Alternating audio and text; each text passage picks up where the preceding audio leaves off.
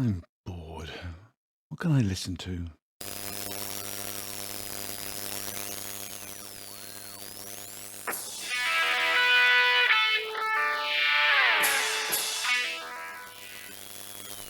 Hutton Orbital Radio. To our listener. Yes, you.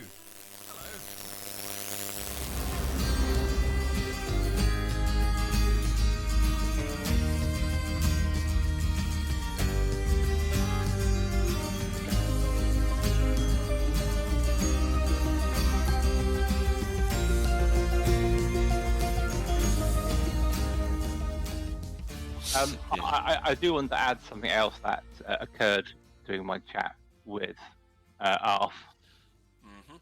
It's that 21 came over and gave me a stress ball and said, "Hi, Shan." And I asked him, I said, "Oh, mighty 21, can I have absolution for never visiting Hutton Orbital?" And there in front of Arf, as my witness, I got absolved by the Hutton truckers for never going to Hutton Orbital. See, I think you should have been made to go and do it, frankly. Yeah, I don't believe you. I don't believe you. I can't imagine that.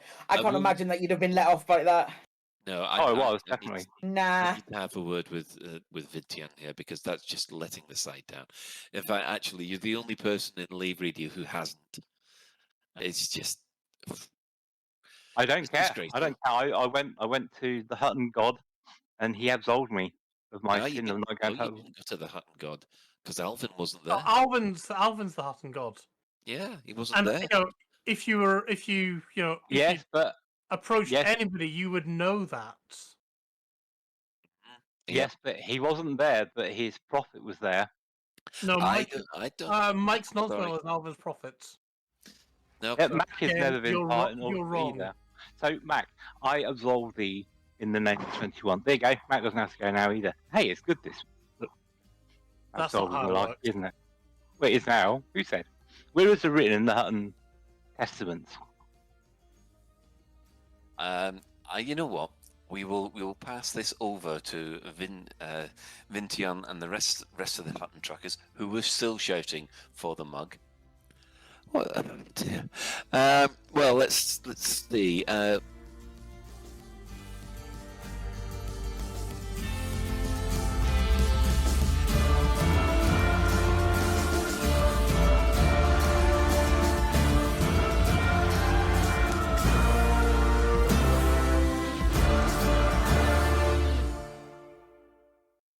Well, that's enough of that. What else is there? Oh, yes, my favourite. Nurse Wyeth's Embarrassing Bodies. What have we got? Oh, yes, this week, some oaf swallows a harmonica. Oh, let's listen. Our mics are live.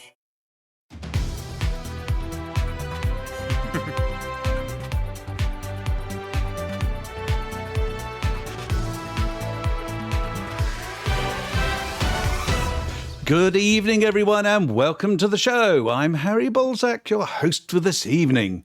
Ventura notable by his absence at the moment. More on that story later. But present in the studio, eager to get down to it, we have Wilma Fingerdo. Good evening, Harry. I'm representing eager beavers everywhere. I'm Mia Harkness, and I represent single entendres. Oh, there you go, another heightest joke at my expense. I'm Juan Kerr, and I'm representing the upper class, the upper lip class to be precise.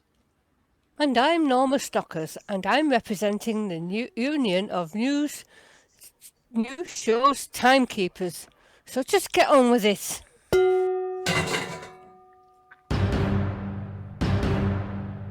Hutton relieves stress by delivering balls.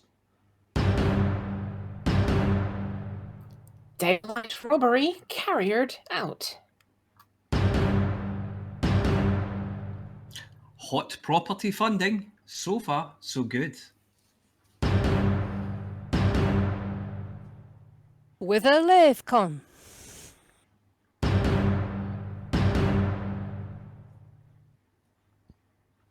Threatened with demotion? That's got to rankle.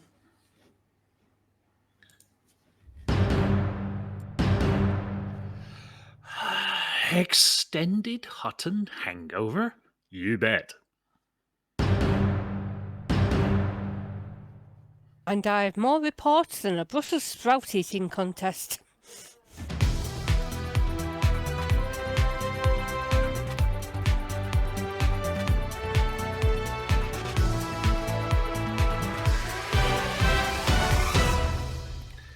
If you ask the average person what they think of Hutton, they might say it's a load of balls.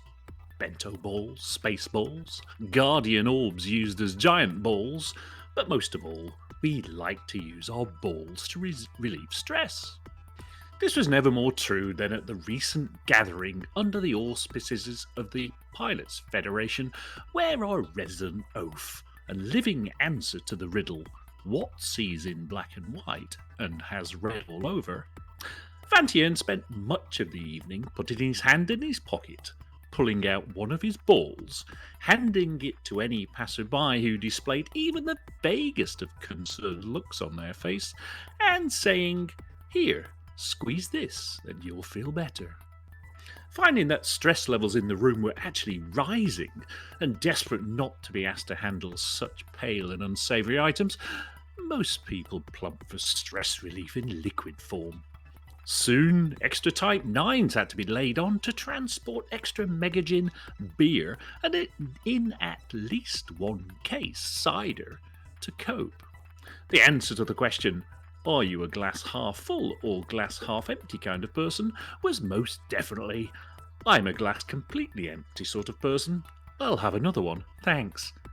Going the full Cecil is not a phrase that we bandy about lightly, implying as it does the application of intoxicants at a rate and at a volume that will inevitably prepare the liver of the subject to be ready to spread on a lightly toasted piece of brioche with a small dollop of savoury jam, fig perhaps, and why not? It'll never be able to perform its original function again. But yes, several of the darkened room denizens, freed from the burden of actually paying for their libations, did their best to outdo the old goat. 3 a.m. saw the establishment shut down, and arm in arm, remlocks akimbo, they went their merry way on the stagger of shame. The following morning brought forth groans and cries, to make those heard when passing Wander's establishment on the lower rotunda seem quite tame. Many fry-ups were consumed in a hurry, and the local river level dropped several feet as many glasses of water were thrown down parched throats to mutters of, "Whoever used my mouth as a litter box last night?" Ugh. Vantian still hasn't been seen in public, but Nocti is quite glad that the whole thing finished a lot earlier and more soberly than his usual Friday nights. Clone Master Hanky, subject of the first volume of the Galactic Guide to Fleet Carrier Spotting, has been robbed. Apparently, 2,500 tons of tritium has just vanished into thin air, or rather vacuum, and he's clueless. He's clueless as to how this happened. A couple of days ago, Hanky was out in one of his vast fleet of carriers, the one he uses to go into work on days with an R in them, when he paused, uncertain if he'd A, left the gas on, B, forgotten to close the cage on one of his snakes, or C, had some kind of dissociative episode since he didn't actually have gas, and so he couldn't have left it on in any case. These nagging doubts weigh heavily on someone of Hanky's caliber, and so he popped back home to check. Silly Hanky. When our subject returned, he found 2,500 of tritium missing. A 1-credit piece from the Bank of Zatwis had been left in the tip jar, and even this turned out to be made from rather poor chocolate. Fingerprints that looked like they'd been made by someone dipping their fingers in blood, and since they'd filled in all the answers to the crossword in the March edition of the Fleet Carrier and Erotic Snake Owners Monthly magazine with the words, "Hanky has a fat asp." Remember, everyone, if you leave your fleet carrier unattended, always lock the doors and never leave the keys in the ignition. The galaxy is a dangerous place, so beware of cat burglars. and any stereotypical gentleman who has a gang of children and keeps singing about pockets, or Momus bog spaniels with curious scars on their right cheek. Oh, and newsreaders who keep your attention with a list of obvious nonsense whilst their accomplice sneaks up behind you. Beware. The next victim could be you. Don't have nightmares. In a completely unrelated story, Commander Vantian has apparently found about 1 billion credits down the back of his space sofa. For most of us, that's an unimaginably large number, so think of it roughly as a profit to be made by selling 2,500 tons of tritium. He added this to the dosh from his post office savings account. He's allowed to do that since he's 21. Some book tokens, a lucky scratch card, and some premium bonds his nan bought on one birthday to make up the funds to buy his very own fleet carrier. For reasons best known to himself, Vantian has named the carrier with its dubious provenance Hot Property. He's painted it purple, or as he puts it, the grey that I can tell is different from other greys, and added a nosepiece that he calls stylish, demonstrating his inability to understand good design as well as the different wavelengths of light. Once it was commissioned, his very first action as captain was to make some personnel adjustments, as he explains. I mean, honestly, does he look like the kind of trustworthy individual you'd give custody of 5 billion credits for the purple hammerhead carrier? And before you ask, I interviewed him and he was incapable of uttering anything that had more than one syllable. Wouldn't trust him to reverse park his own arse into a chair without accident. That may sound harsh, but chairs are expected to become much more important in about a week's time, so it's never too soon to do some housekeeping. Vantian has designated Hot Property as an emergency rescue character, filling it with all the medicines that he could lay his hands on, and those big paws can hold a lot. Diesel Marcorn and Listean Evil Juice, quite honestly that's a powerful mobile hangover cure right there. This lot should keep the red off him for many, many years to come. Also, access is set to allow all squadron members and friends, but BYOB, bring your own booze.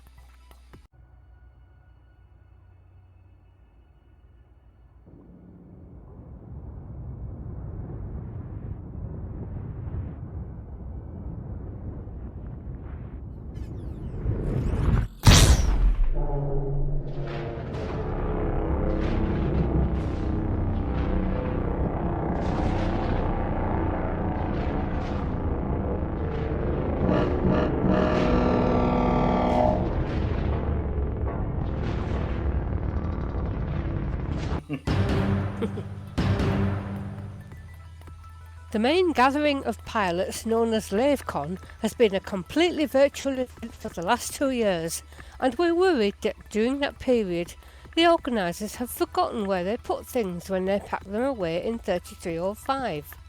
How else do you explain the messages of, "Oh yes, LaveCon is going to happen, but we can't tell you where"?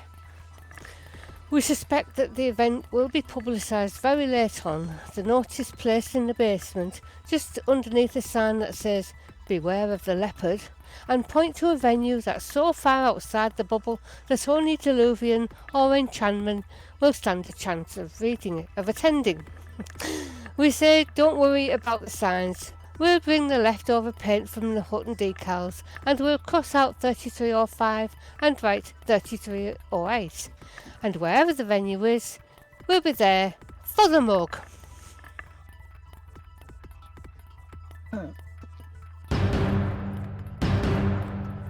Oh dear, how sad. Never mind.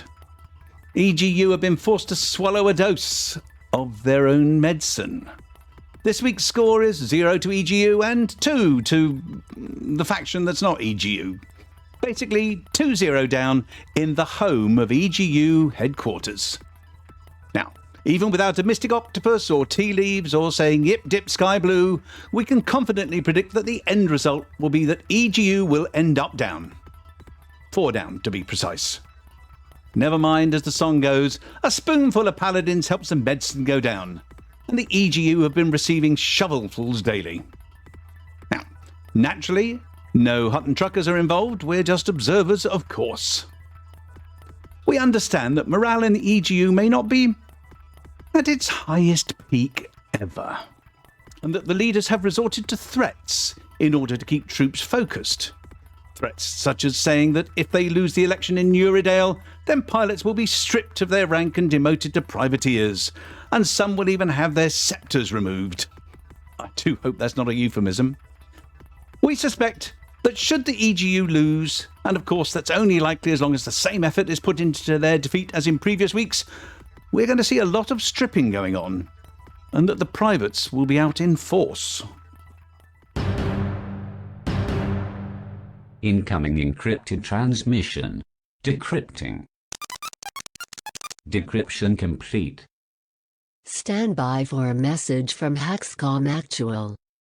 Okay, Hackswing. Tharg saw we were too close to pushing him out altogether, so he struck at 2 more systems in the bubble, Gabbia and Melanges, and Lee Horizons, and Gabbia is on fire.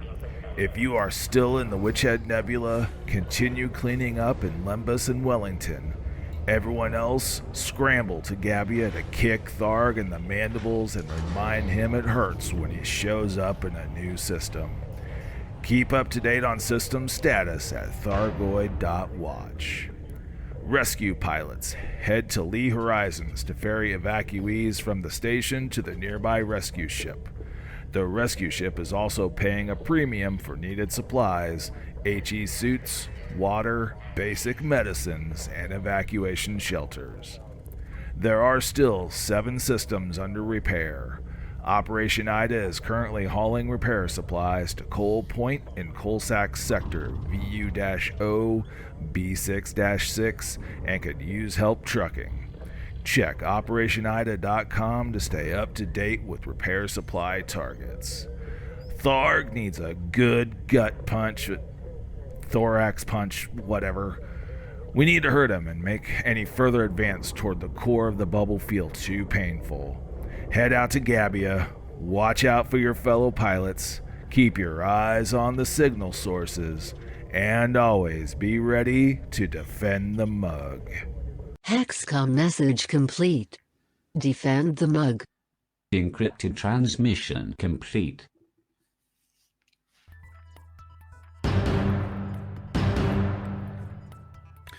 Well, it's been a moderately exciting week here in Hutton space.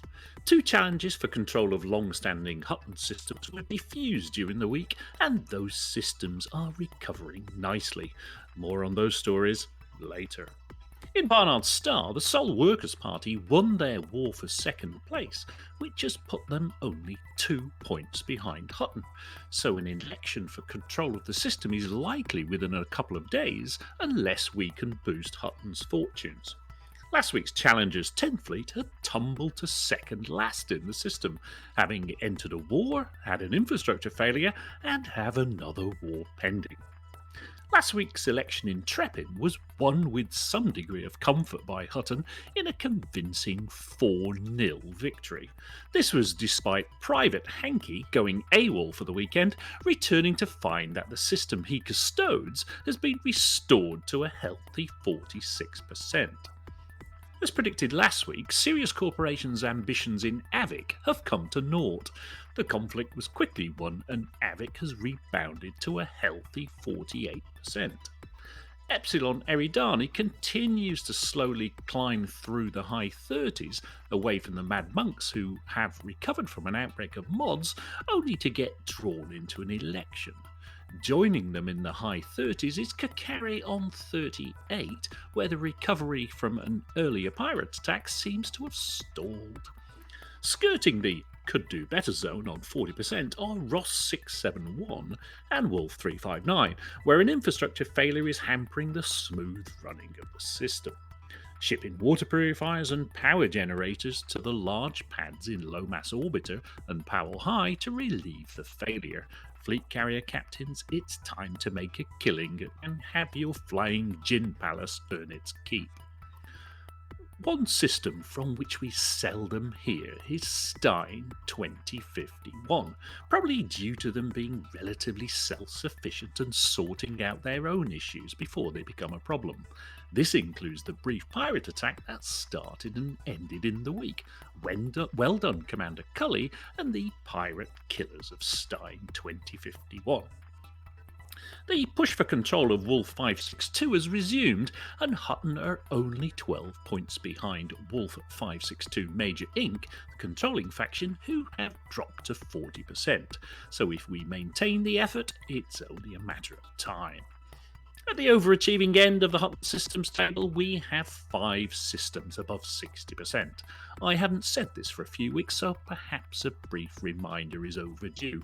Please don't boost or dump data into systems that are above 60%, or we just waste an expansion and waste time and effort withdrawing. Last week's expansion was into the Corbenic system.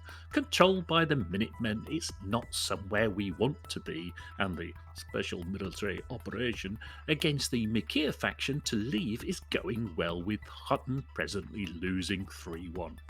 Priorities this week are, if you want to truck something, ship water purifiers and power generators into Wolf 359 to end the infrastructure failure and boost Hutton influence in Barnard's Star to avoid an election for control of the system.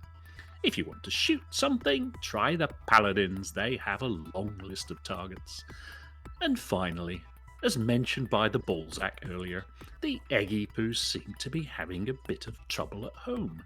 They're halfway to losing an election for control of their home system, Uriel. Oh dear, Eggy Poos, that's unfortunate. Perhaps there is a public opinion lesson in there somewhere.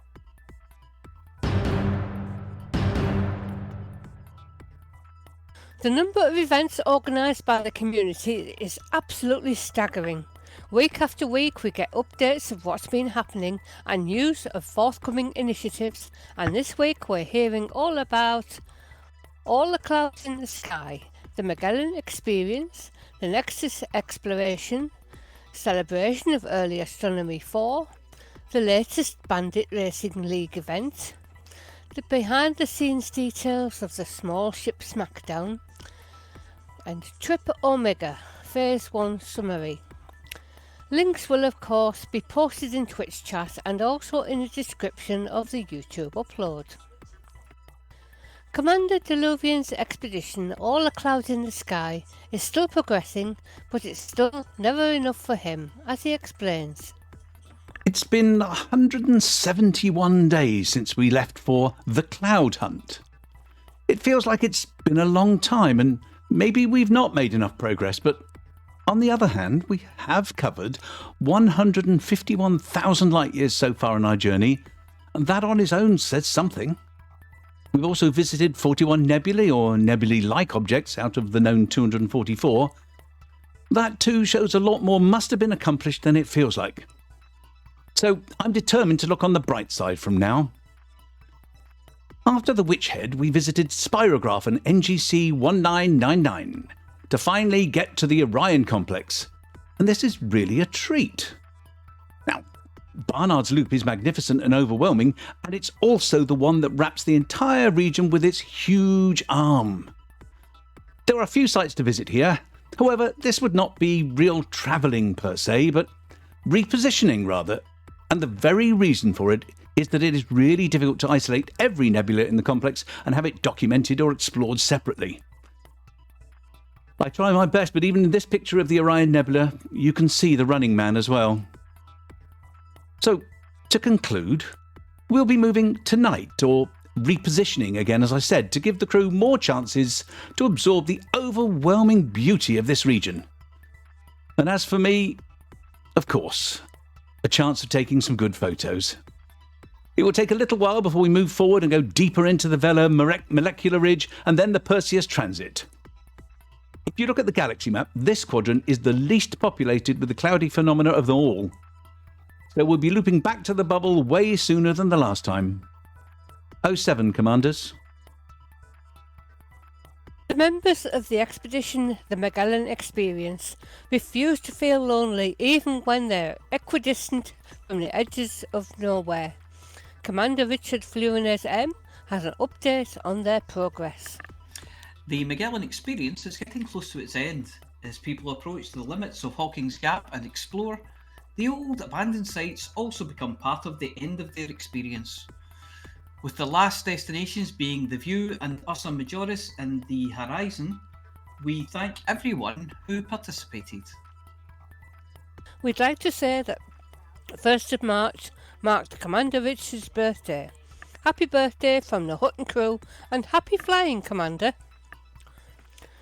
Commander Caboose brings us up to speed with what's been happening with Nexus. See if you can spot the subtle, almost imperceptible mentions of the fleet carrier's name. Legacy operations continue as scheduled. Preparations of the route are being finalised for the return voyage. Gary Hogan operations have resumed and final preparations and funding is continuing after a delay due to political unrest. The Gary Hogan was originally scheduled to leave in mid-February but was delayed due to a civil war. The Gary Hogan is now scheduled to leave the bubble in the next few weeks, where it will meet with the Legacy and take its place at Outpost Oluwadi Milade. While most members of the Legacy crew have expressed an interest in returning to the bubble, a few members have volunteered to remain in deep space aboard the Gary Hogan. Space is being made aboard the Gary Hogan for more intrepid explorers seeking to leave the bubble via transport. If you do manage to spot the subliminal references, please write to... oh hell, just a minute. Nurse! I'll start again. If you did manage to spot the subliminal references, please write to I spotted the Gary Hogan, care of the Nexus Expedition, 2nd star on the right and straight on till morning. Are you okay, Flossy? The problem with organising an expedition called Celebration for Early Astronomy 4 is that there is a natural limit to the extent, since you are constrained mostly to those systems seen and imagined by our forebears. No, not the ones with the porridge. There are only 3 of them. Do try to keep up. And as the engines power down and the only sounds in the ships are the ticking of the cooling metal, the sighs of relief as undergarments are removed at the end of a long day, and the cries of, has anyone seen what I did with my foot powder? Commander Kezika and her team have sent this farewell message. Our expedition is coming to a close as we head down the second half of this leg. First off, we're heading to STKM 1-442, a binary star in the Stevenson K and M stellar catalogue, which focuses on Class K and M stars. When you visit, however, this system is not displayed as a binary. This is the best spot for you to drop off all of your accumulated data, as the squadron that hosts this expedition has a player minor faction, and this system is under their control. Rumour also has it that a commander is giving out amazing rewards for proof of kills of the local Anarchy faction. Next, we take a quick stop at home. Sol. I don't think this system needs any explanation, but for those of you who want one, the expedition.info has an amusing one in the CEA4 Leg 4 post. Odyssey players can get a really good view at LHS 200, as the first planet is a ringed planet and its first moon is a landable ringed planet. And those of you interested in stellar history may want to stop by Thuban, which is also known as Alpha Draconis. This star is part of a binary star system, which is in the Draco constellation. The historical bit comes in that Thuban was Earth's North Star between the 4th and the 2nd millennium BC, in place of Polaris today. Be careful when stopping in Alcyon, as it's one of the stars in the open star cluster of the Pleiades, one of 800 in the Taurus constellation.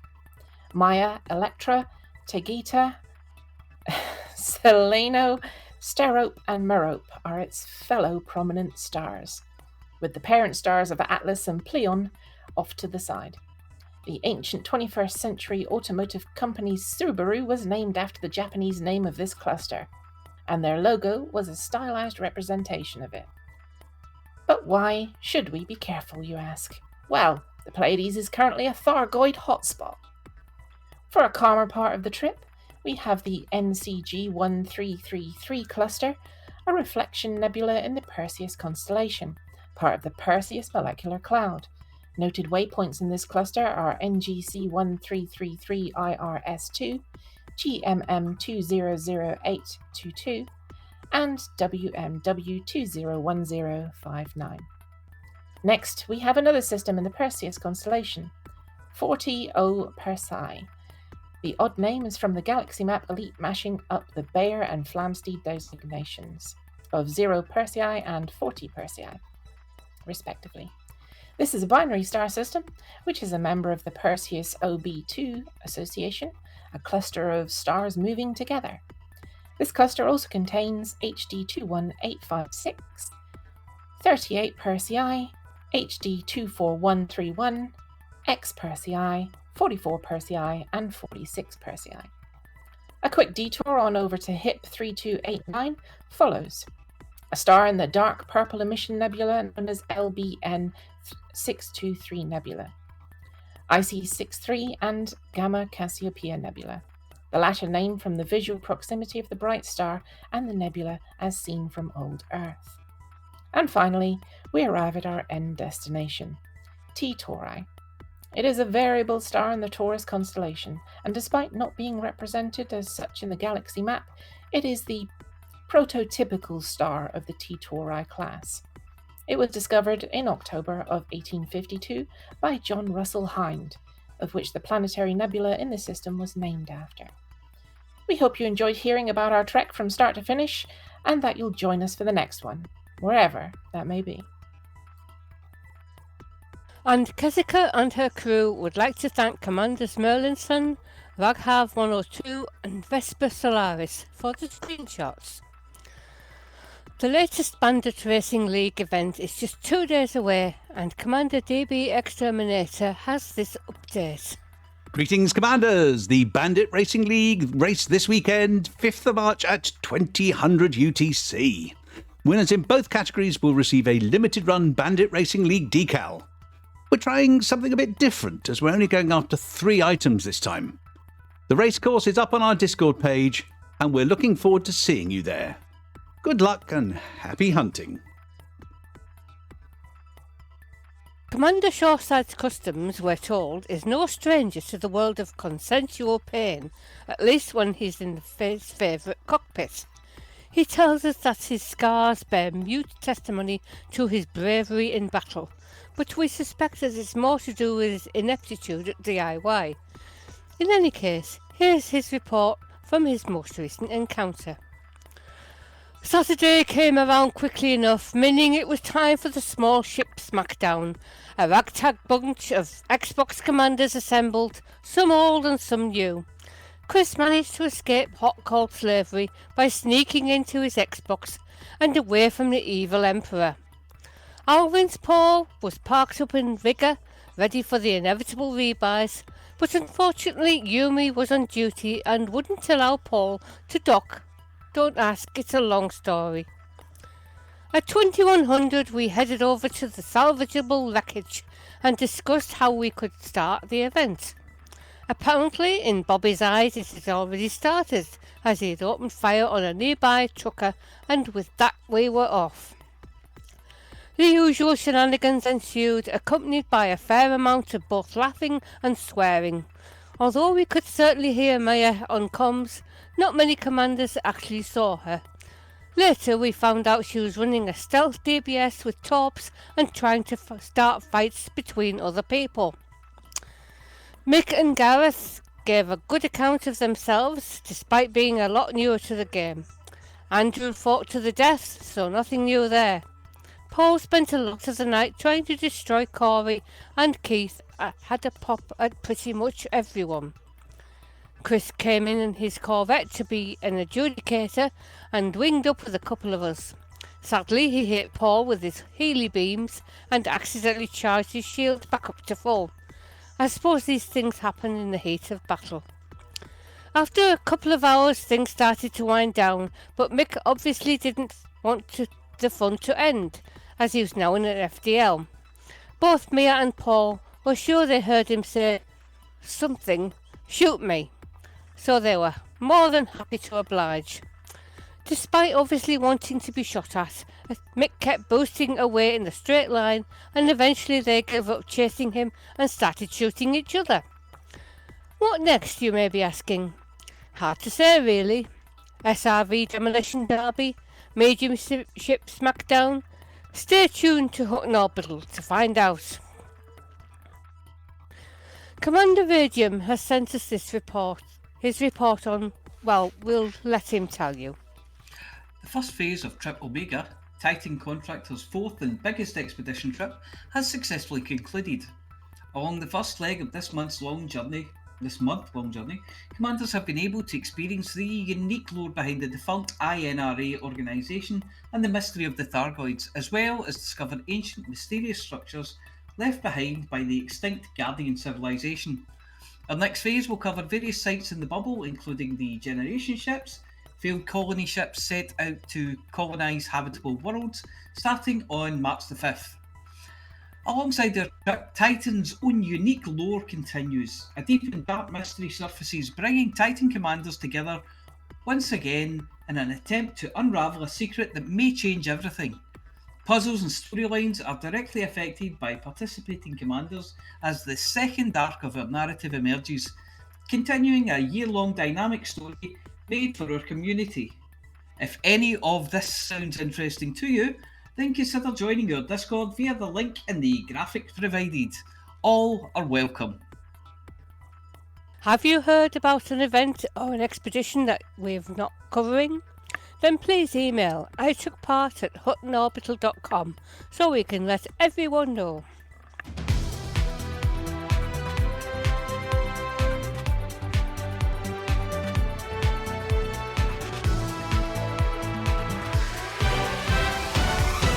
Seamless. Seamless. You know, I think we should change our safe word to the Gary Hogan. It takes too long to say. It's good. I just bought a soft toy. Of the Gary Hogan. Of the Gary Hogan of the other thing. You've got a fleet carrier soft toy. Yeah, I wish. I wish I had a fleet carrier soft toy. A big You purple bought a one. soft toy? Yeah. Pictures or it never happened? I sent it to you. We pictures You last did? week. Oh, that was what that random message. We I was all wondering thought what the it hell was- that was about. Yeah. I thought it was a distorted elephant. I put the name of it under it. Yeah, but Wow, it was the you have only time to read. It was the OnlyFans bit of the link that which really got me. Only fan. I don't have many. Yeah, that was a one of those. Yes. Well, I want to get one now. no. Yeah, I got a hippo. Got a hippo as well. Yeah, a frisky one. It was. Surely you have one fan. Yeah, Yes, you're number one fan. my number one fan. Yeah, it's in the cupboard. We don't need it in the winter. So, Yes. Yeah. so is it? Oh, just to let you know, the problem that I thought we were going to have with the air scrubber seems to have resolved itself. You mean your washing machine's finished? Yeah, it done the spin cycle. what We're that okay. noise in the Yeah, background we was. don't need to worry about it now. So, what happened on the Frontier live stream? Well, Ventura got very drunk. On That the was the Frontier live That's kind of it, stream, really. wasn't it? Yeah. Oh, the Frontier live stream. Well, it was live and there was It was streams live, going on. yeah. Lots of streaming Yeah, going on. there were Yeah. certainly streams. Yeah. Don't cross them. Toilets will be never be the same again. So what we really want to talk about is Vantia and getting absolutely sloshed. Well, Yeah. How many shanties did he have? I don't know. I certainly didn't witness it because I left at a sensible time with Aiden. Yes, like a sensible person. Is Commander Aiden's Doing in impressions. in the chat? I'm waving, but more on Commander Aiden later. Oh dear. No. No. Dun, dun, no. So it was great. It was good night. But from my I went to Cambridge. I was there by sort of noon, and home by midnight. So to me, it was just 3 hours of drinking in amongst 12 hours of drinking. So I wish I could have made it, but it's a bit far for me to do. yeah, Yeah. it's just under an hour Me on the too. train for me. At such short notice. Plus, I think you needed tickets or something, didn't you? Yeah. Well, it was a cast over from the festive get together, which should have been on the 10th of December, and obviously we were sort of swamped by a wave of Omicron. At that time. Omicrons, yeah. So they did put an interim do together, but it was an online event the following Friday, and oddly enough, I caught COVID the day before, so it was a good job. Which was fun, and that was the last time we saw Arf smashing his way through a bottle of rum. Yeah. As pirates are known to do. And I did actually button on him about that, and he was a bit sheepish. It's the last time we saw you. He was like, well, the rum gone. I said, and then we heard Jen's voice. He's I think it's a girlfriend in the background, and all of a sudden the screen went black. It was like, gone. He was caught. Like this large crook came on the edge of the screen. And And you've there he been was on gone. for about 3 years by that point, though.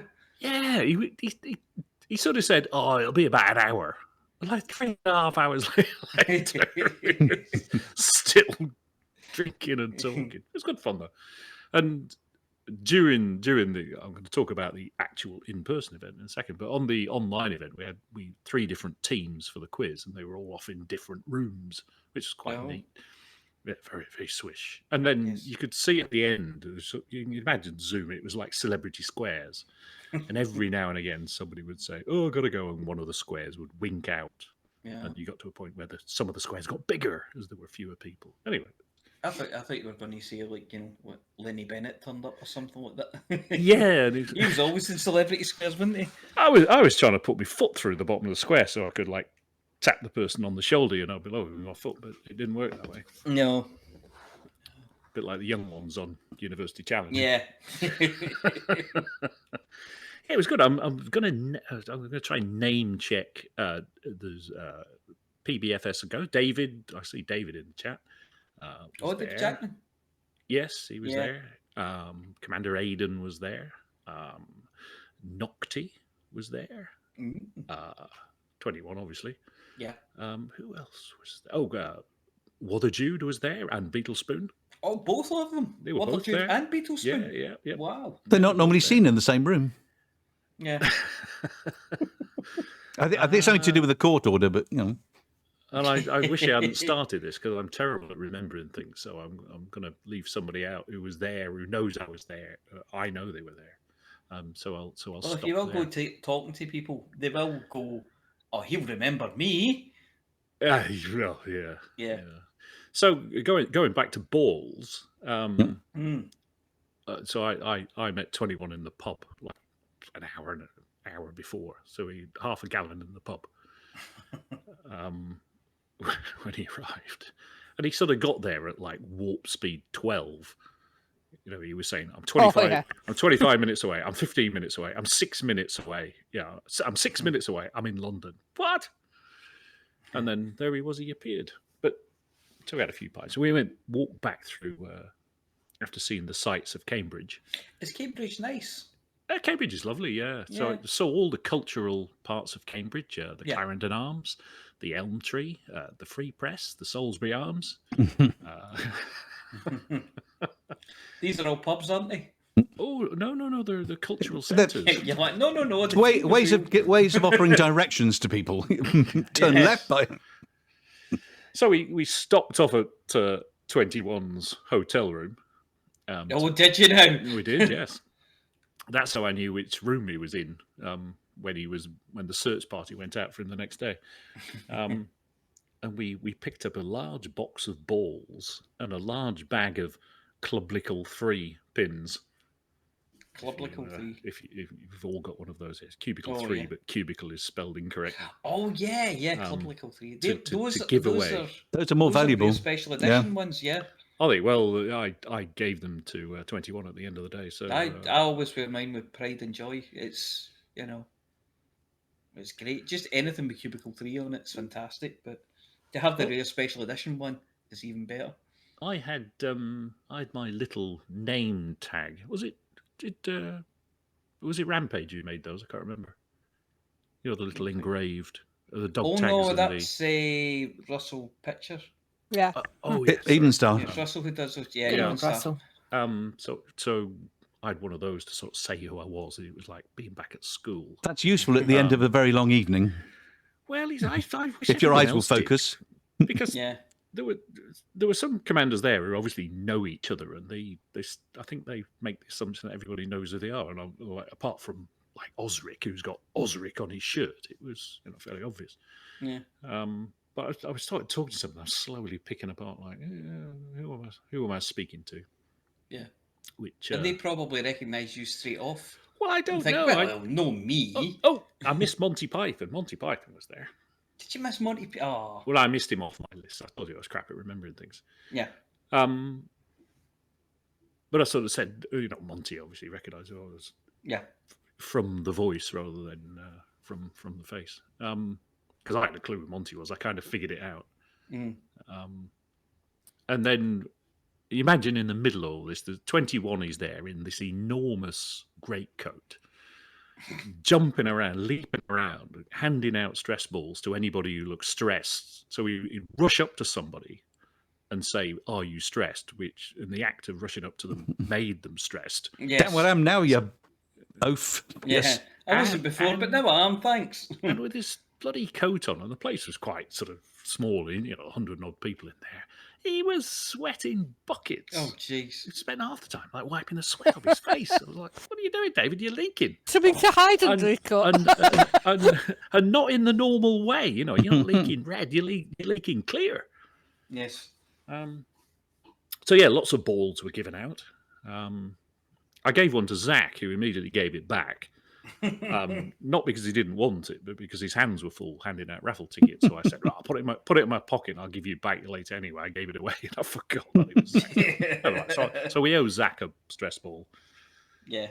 And they did the raffle. There was a raffle it was all for special effects, so the entry price and everything was all raising money for special effects. And I haven't seen a sum, the figure raised. I don't know what that was. So if anybody knows that and can type it in the chat, be good. Nocty won a pair of Razer headset. Oh, Nice. That's the same headset that I use. Oh, okay. Yeah, there were some. The nearest a Razor's been to his head for a long time. Love you, Sean. Love you. Yeah, there were Beetlejuice had donated some of her. I'm going to say paintings. I wasn't sure they were the paintings or chalk. I think they were paintings. The one I saw. Yeah. There were two, and I only saw one of them because David posted a picture of it. I won 2 raffle prizes. Yeah. And I was bloody embarrassed. So on the second one, I rushed over to Aidan, shoved it in his hand, and said, "Here, you go and get something because I'm not going up twice." I won a T-shirt. Ooh. So an Elite Dangerous Odyssey T-shirt in black. Oh wow! I didn't even know that was a thing. Well, it's slimming. Yes. It is on me. I can tell you. It's like a corset. So I asked Bruce. I said, he said, "What size would you like?" I said, "Well, how do they fit? Are they tight in the armpits or in the waist? Are they long or are they do you ride to the right or to the left?"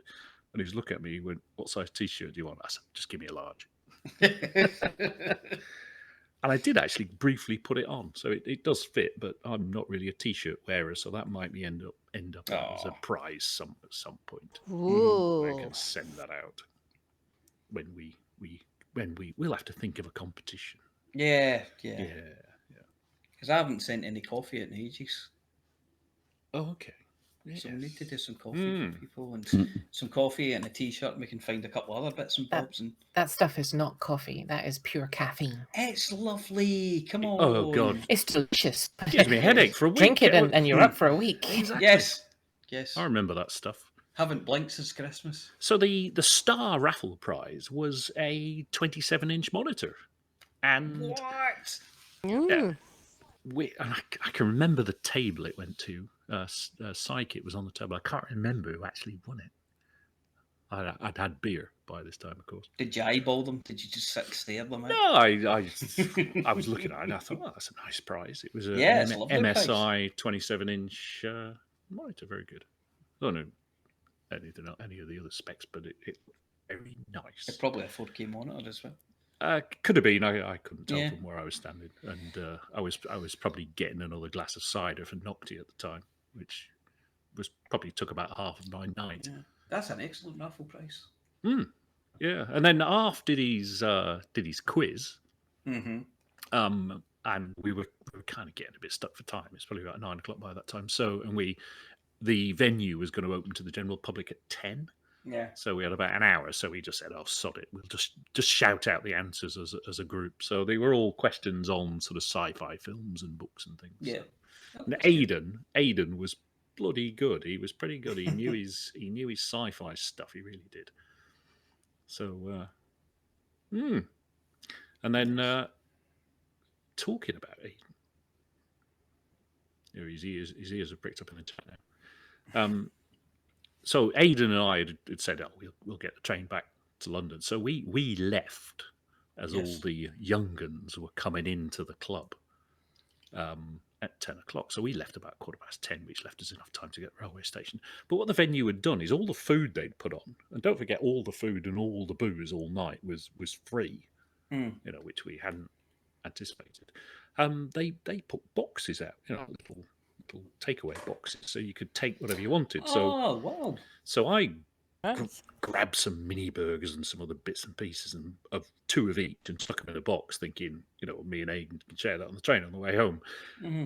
And Aidan grabbed a box as well and filled it entirely with guess what he filled it with? Brownies. Brownies. Oh my god. Oh.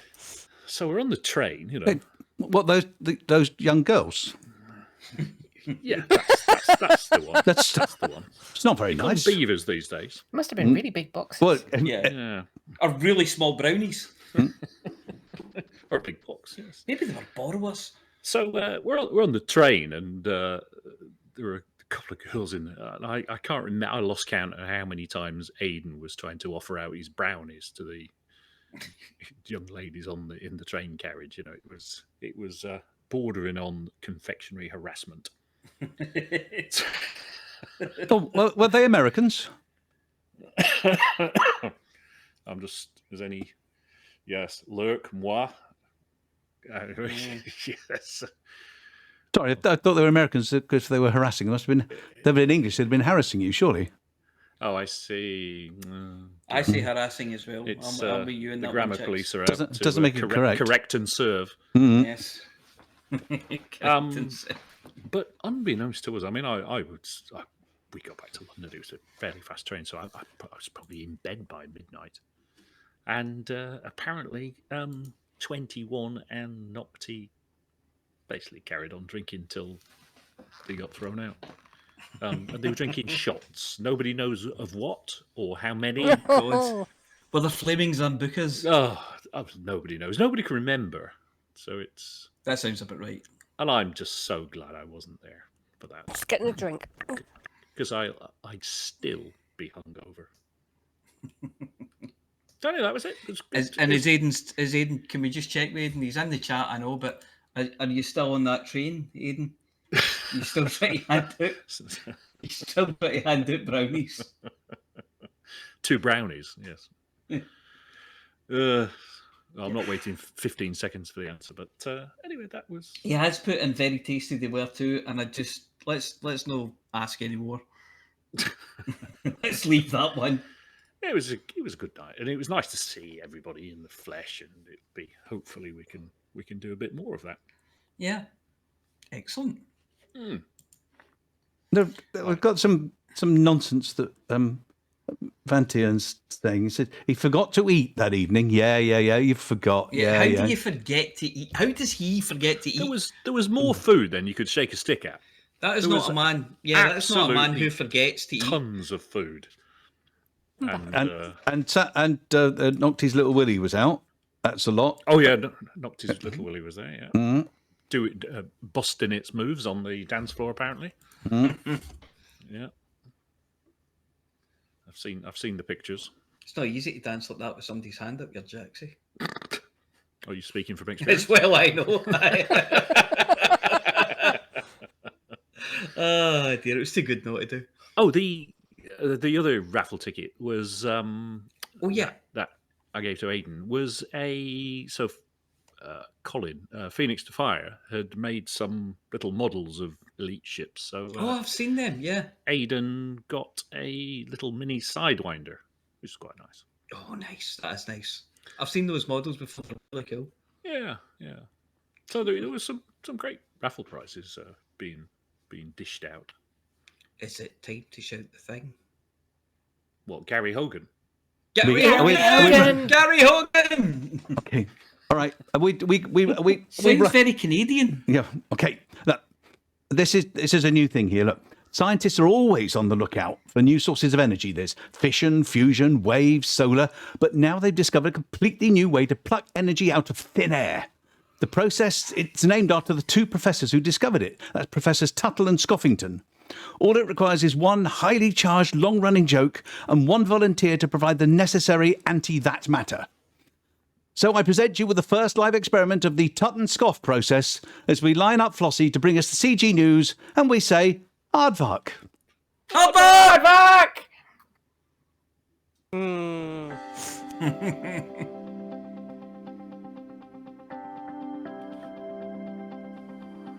It's Flossy. It's Flossy. It's Flossy. It's Flossy.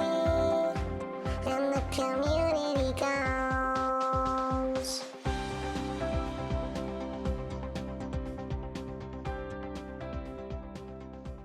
Hello, Flossy here with this week's Community Goals News. Last week's CGs, the Colonia Bridge Project Phase 4, Week 3.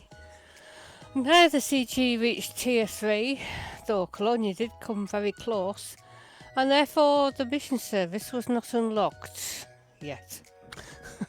Alcor passed Tier 2 with 32,053,983 units collected.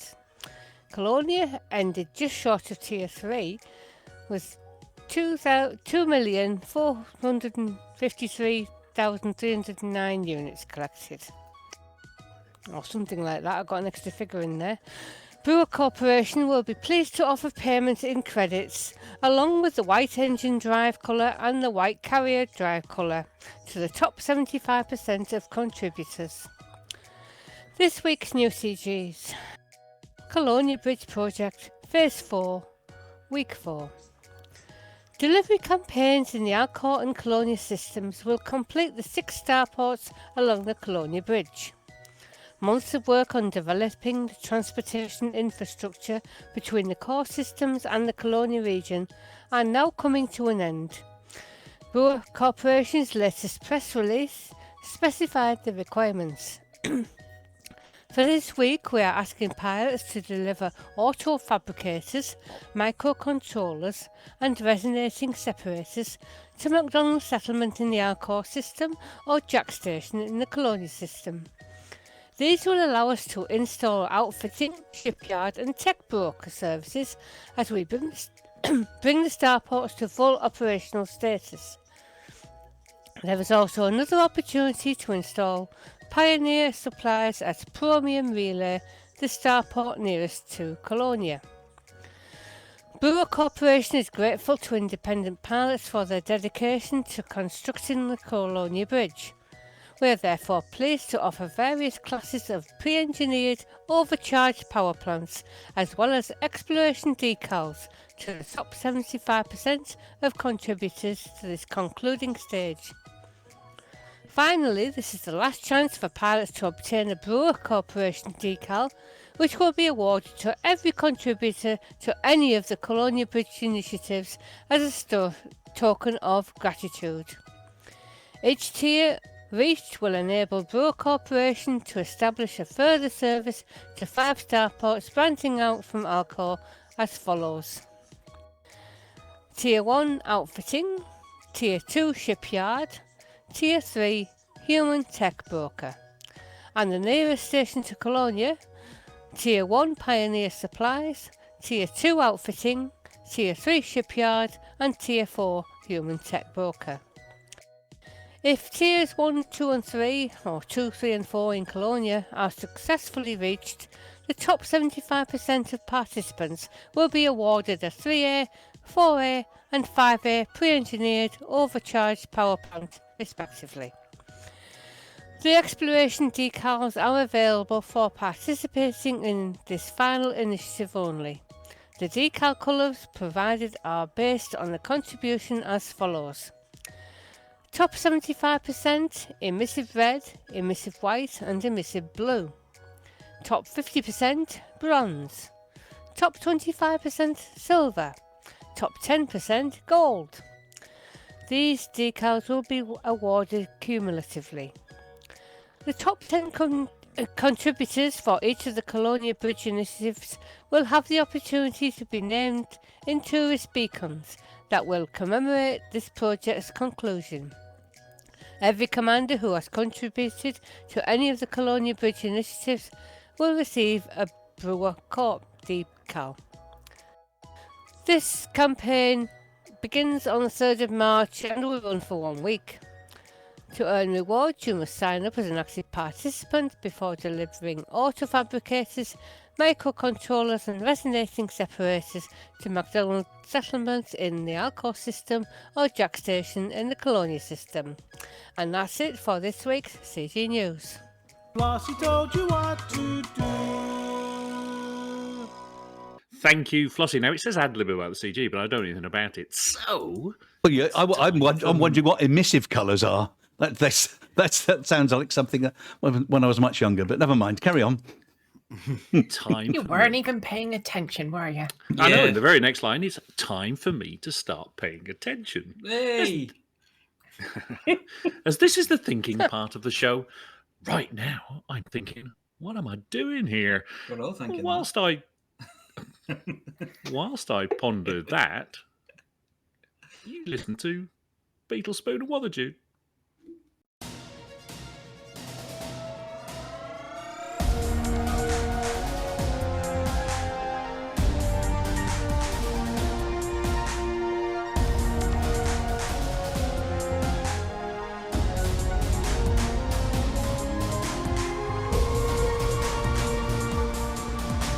Galnet News Digest, 3rd of March 3308.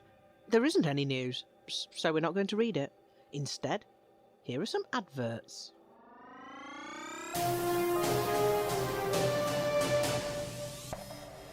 Would you like to live among the stars? Not the stars in the bubble, they're common as muck. Nor yet Colonia, that's entirely full with hanky clones.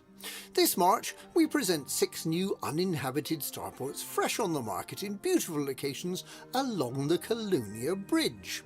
Convenient for both the bubble and Colonia, these well-appointed starports are expected to offer all modern conveniences, with the exception of mission contracts.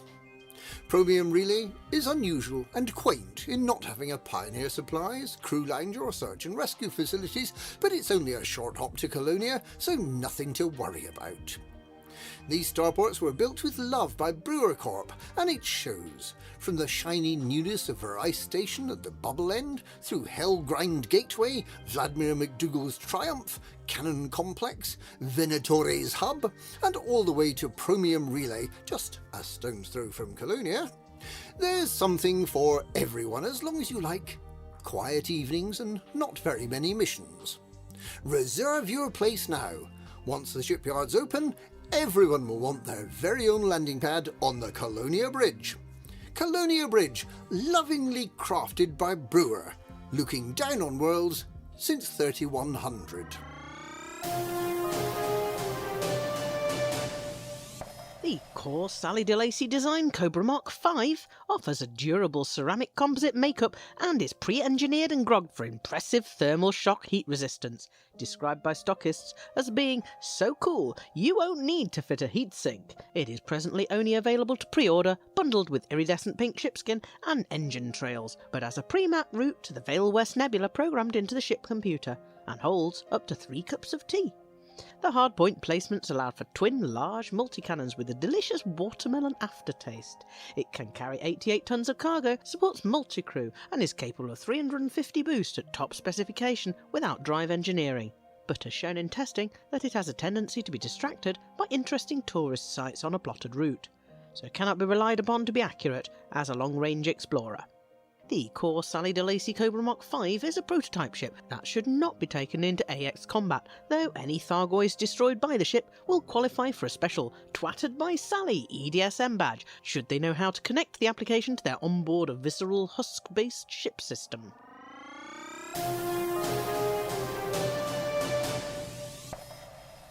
Coming soon from Moderately Fantastic Books and Scribbling Senator Productions, we bring you Kahina in Stanton.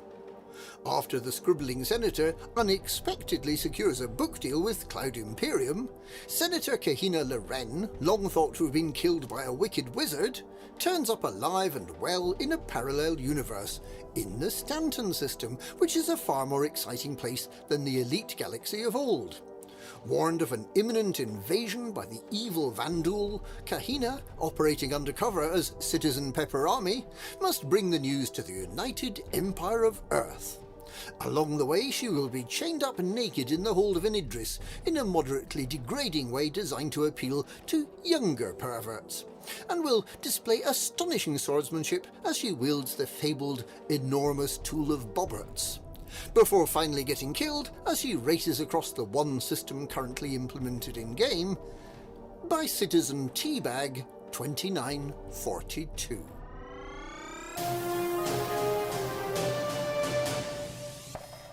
And that wasn't this week's Galnet News.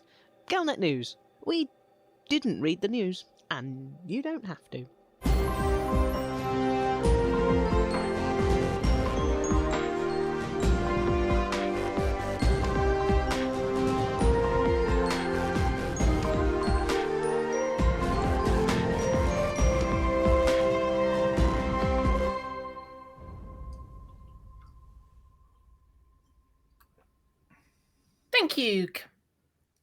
Thank you, Commanders Beetlespoon and Weatherjude. That's good as always.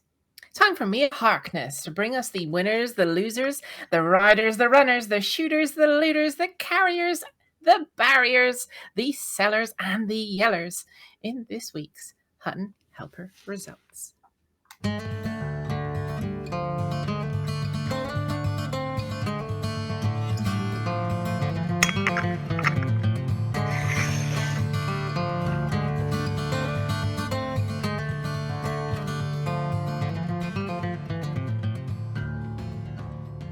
Welcome to the Hutton Helper results. The Hutton Helper results are sponsored by the Hutton Helper, the only third-party resource to come with a free Dyson scanner, in case you have to identify that stain on the love seat at Wonders. This week we have the following events: the Getting Away from the Cubicle 3 Smell Shield, the Selling All the Mugs and Drinking All the Gin Cup, the Read the Delivery Location Before Taking the Mission Deja Vu Trophy, the Praying for a Wanted Type 9 trophy, the Who Comes All the Way Out to Hutton for a Combat Zone special, and the Settle In for a Long Ride extravaganza. So, double your points if you bring scrap, never upset the moment's bog spaniels, and whatever you do, don't get within 3 metres of Gusto the Clown. This week's Hutton Helper results are: Cometborn covered the most distance this week with 47,000 light years travelled. Mustafa Beer sold just over 90,000 tonnes of commodities to come first in cargoes sold. Top mission runner is Flossy 2, who managed to score 587 mission points. Alex Zuno won bounties with 1,111,111,111 credits handed in. TWF IR handed in 618 million credits of combat bonds to top the table, and Keldawan transported 463 passengers across the bubble. And a decal this week for Thrawian. So please email itookpart@huttonorbital.com and arrange to collect your Hutton decal kit, which this week consists of Hutton Orbital, some tracing paper and a Sharpie. So we've got 4 Hutton runs this week. 3 of them were by Evil Flash, with the fastest time of 1 hour, 23 minutes and 33 seconds, which puts them in 45th place overall. The other was by Christopher Hankey Clone 229-2295-D, with a time of 1 hour, 23 minutes and 51 seconds, which puts him in 81st place overall. So, I bet you're wondering, flying around Hutton, wondering who all those cool commanders are out there with the Hutton decals emblazoned across their hulls. They're Hutton Helper Weekly winners. Now, if you really want to be cool, you have to get working on your stats. But how? Well, you just listen to me and I'll tell you how. Just go to hot.forthemug.com and download or sign up for the all-new Hutton Helper in 3 scrumptious flavours. Once you've done that, get out into the galaxy and fly the flag for Hutton. But put a bit of wire in it because there's no air out there and it would blow all about the place like it's supposed to. So, let's face it, anything has to be better than going all the way out to Hutton and then realising you don't have any limpets. Well, that's it for this week. Back to Studio 5.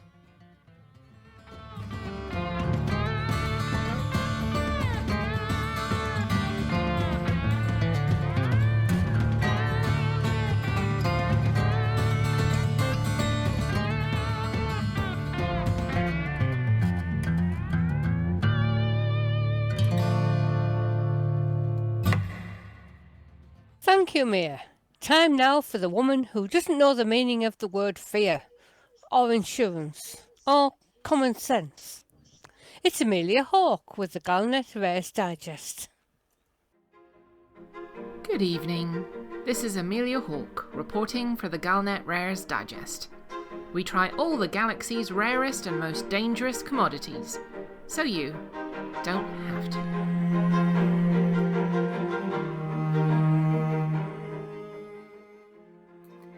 The Old Worlds, home to the earliest adventures in interstellar travel, trade, and bounty hunting. Places like Lave, Deso, and Tionisla, home of the fabled ship graveyard.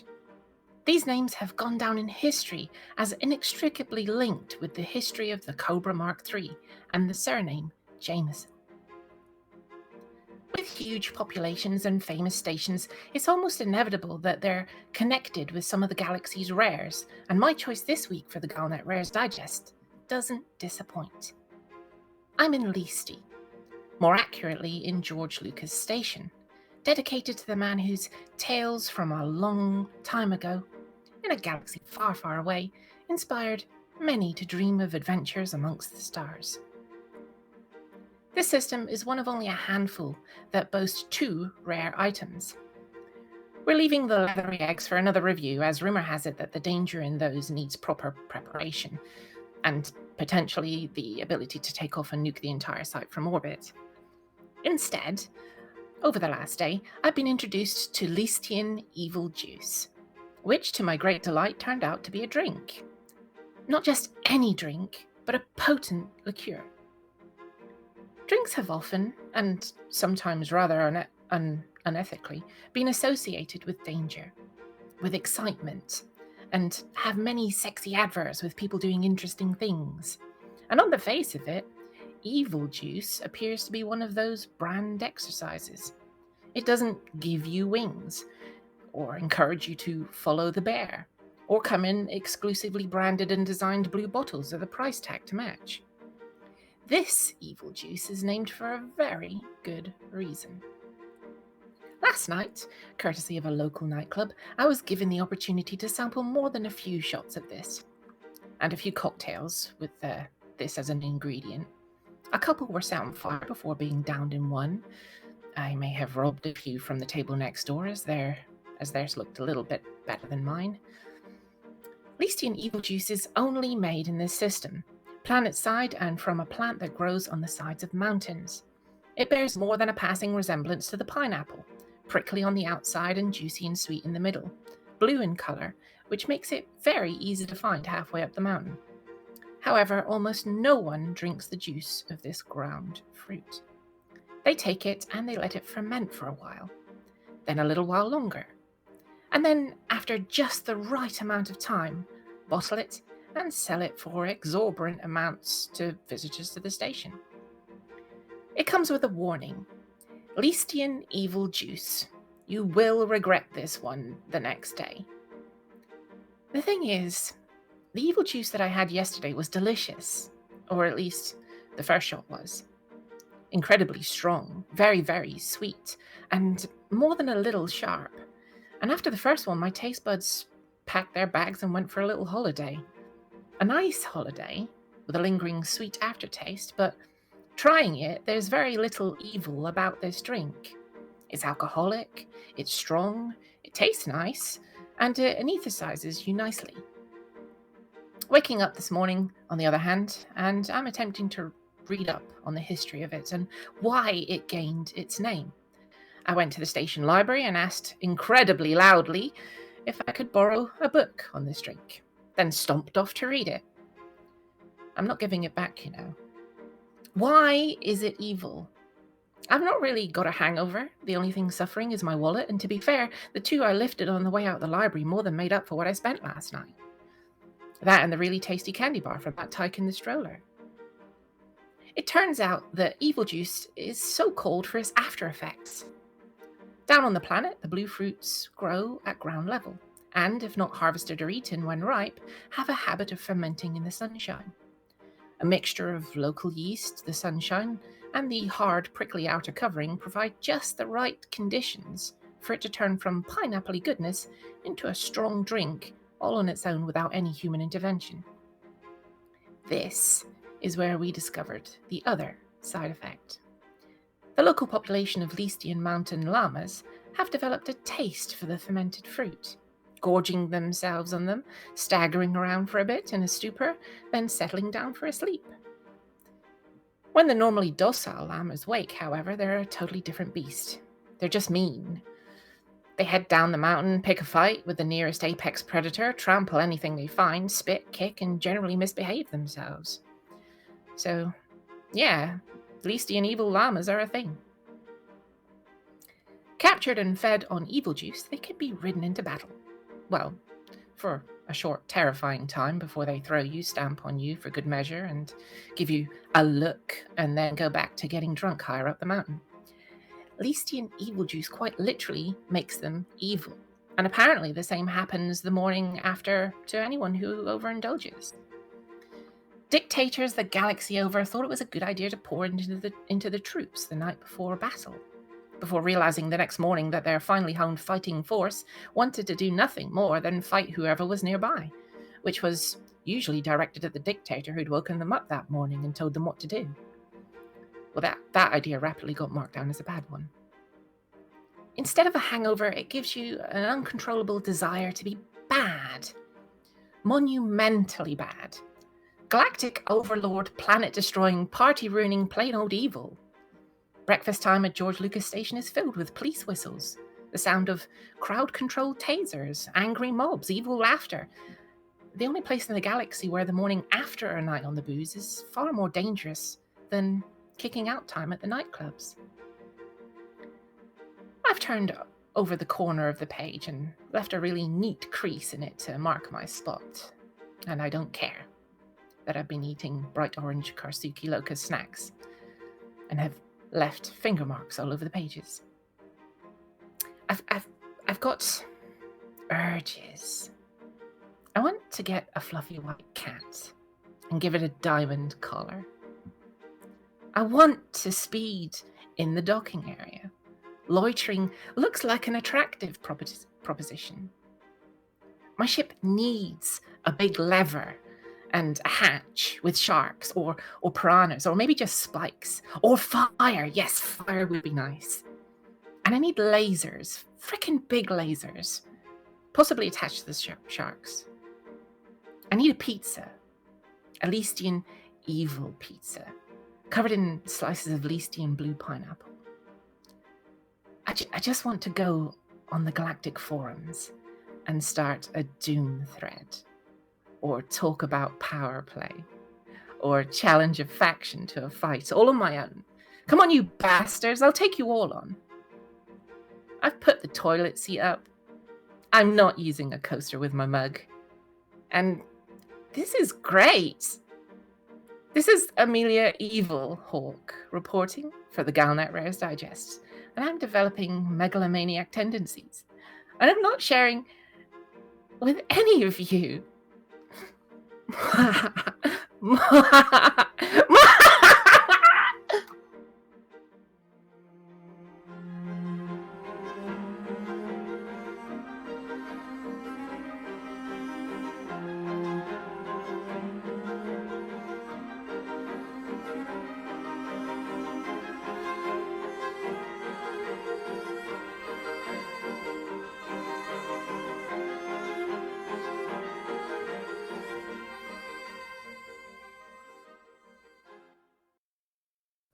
How are you feeling? I think I sprained something. I think I sprained something with that last mwahaha. Not surprised. Yeah, I think it's Mia. I think you sprained her. I might be a bit sprained. The quality of Mia's not sprained. No, that's not right. Yeah, let's not go into that one any further. Yeah, so said to the bishop, that's a particularly sneaky rare, isn't it? Yeah, I love that rare. That rare is so good. And it's the danger, of course, is not for yourself, unless you get caught, of course. So don't get caught. Well, it's been a week of hangovers, hasn't it? Well, for you. But some, yeah. Well, I've had 2. 4 days apart. Instead of one continuous one. Yes. Now I'm on tea. I do like tea. No coaster. Oh my god. And sharks with freaking laser beams attached to their heads. Freaking heads, yeah. You might have to put up with some ill-tempered sea bass instead, though. Sharks are endangered. Yes. Yeah, well, I think that was good, and we're just going to send Amelia to be tied down for a little while. Take her away from she anything. likes that. She enjoys it. Yeah, I know. Yeah. God's sake. Kinky. Yes. Yes. Right. Well, I think that'll do. Restrained, for that. I think. The restrained. It's not a word that you associate with Amelia. No. No. Restrained? Really? Yeah, Restraint. Yes. Yeah, we'll be getting into all the know the ropes jokes if we carry on like this. Let's not do that. Yeah. I'm afraid not. No. Oh, for God's sake. Can we all go home now? Yeah. You asked for it. You asked for we it. No, we did not. We really didn't. Sure you did. I just think you remember the order form. Well, so shall we make like shepherds? Flock off. Flock out of here. And leave. And wash our socks. Yes. Thank you very much, listeners. Thank you very much to the crew. Thank you very much, everybody, for sticking with us through the technical difficulties. Say it'll be fine in the edit, but it might take several days to get the edit done. Well, I might as well get started on the edit whilst we do this. So, Amelia, all it remains is for you to blow everybody's eardrums out. For the mug! For the mug!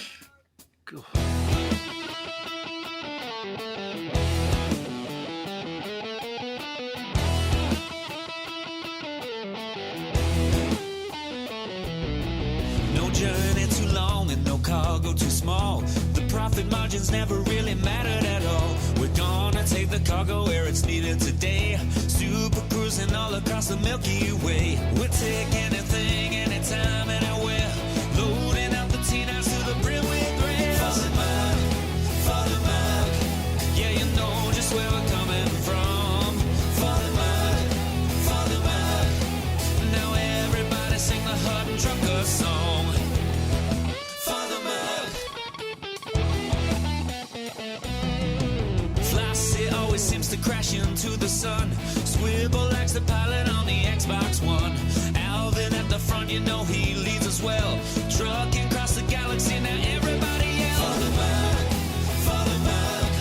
Yeah, you know just where we're coming from. For the mug, for the mug. Now everybody sing the Hutton Trucker song. For the mug, for the mug. Yeah, you know just where we're coming from. For the mug, for the mug. Now everybody sing the Hutton Trucker song.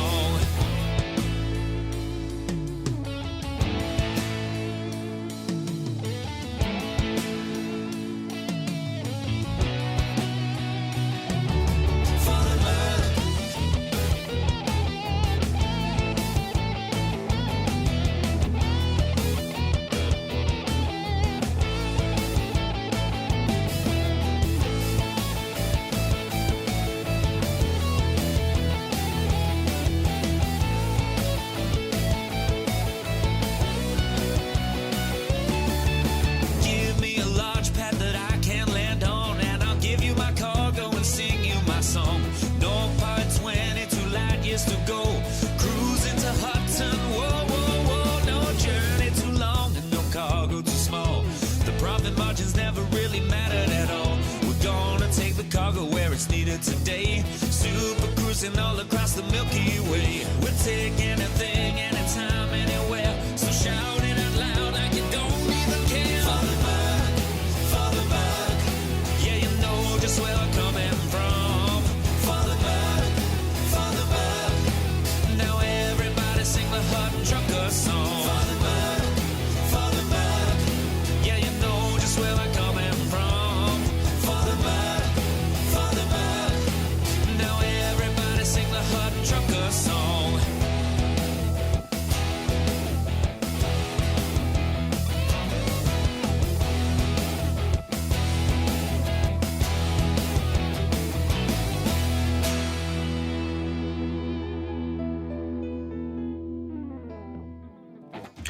Well, ladies and gentlemen, we're very sorry, but that's the end of the show. Everyone's buggered off now, so why don't you bugger off too?